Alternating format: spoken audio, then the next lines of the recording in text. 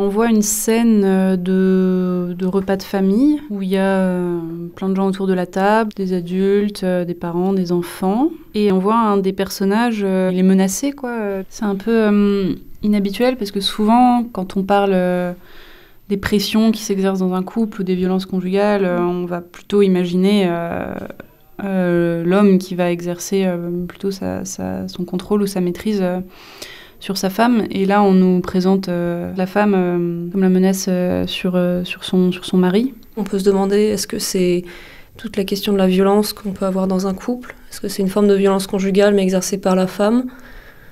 Est-ce que c'est peut-être en fait pas du tout sa femme et c'est une autre personne, peut-être une maîtresse qui exerce des menaces sur lui? Pourtant, tout le monde a l'air assez serein et même la femme et l'homme aussi, au final, ils sont assez sereins. En tout cas, ils font semblant, ce qui fait penser que peut-être il s'agit d'un secret ou des choses cachées qui se passent pendant ce repas de famille. En fait, avec les regards que chaque personnage a, comme ça, en fait, on n'arrive pas trop à savoir si c'est qu'ils ne le voient pas ou qu'ils font en sorte de ne pas le voir.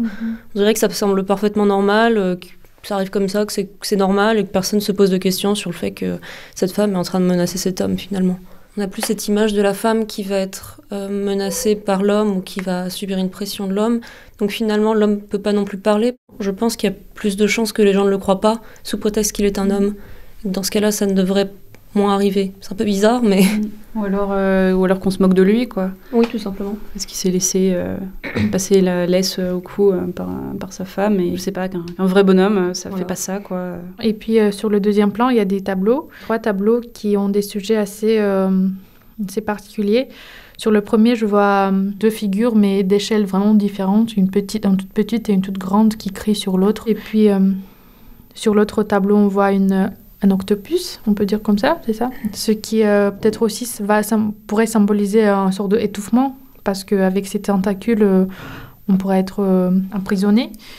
Et puis sur le troisième tableau, on verrait plutôt une sorte de marionnette qui est manipulée par une main, mais du coup, tous ces dessins-là font référence peut-être un peu symbolique au contrôle, à la maîtrise, aux violences.